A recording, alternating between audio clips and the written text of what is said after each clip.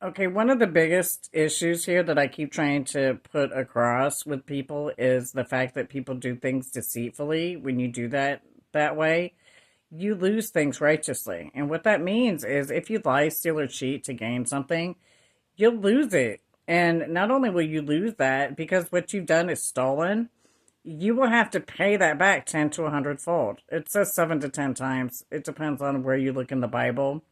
But again, you still have to pay that back 10 to 100 fold, whatever and your intent with taking it was. Now, if you didn't have bad intentions to start with, God will take that into consideration. But that's for Him to pass consequence on you.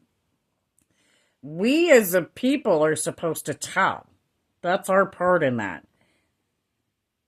My point is this: especially in relationships, whether it be relationships, land, money, it makes no difference. If you stole it and you gained it to see you lied or cheated to get it, you will lose it. That's a given. Even if you don't see that happen personally, you can't take it with you when God calls you home.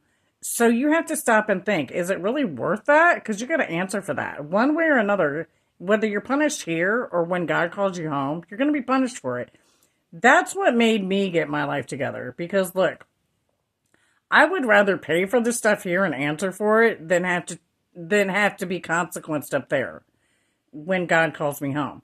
So it made me change my life and get my life together. And I've seen the power of that.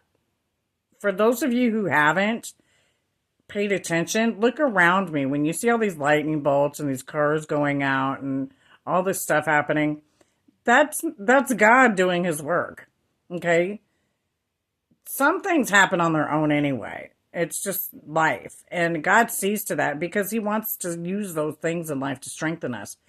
But when you do things deceitfully and lie about it, don't be upset when God takes it from you righteously. Again, these people at Project Veritas even though they didn't realize it was not James's, it belonged to me. They still stole it because they're not the owners of it.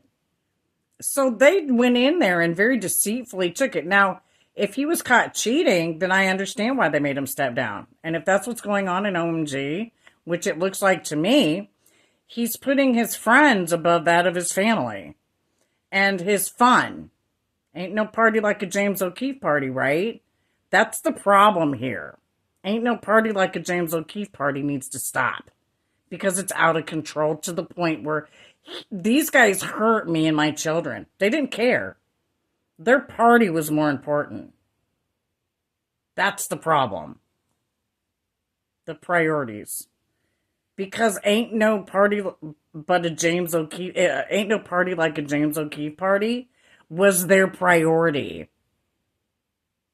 That's the problem. God bless America. Have a blessed day. Back the badge and support the Purple Gang.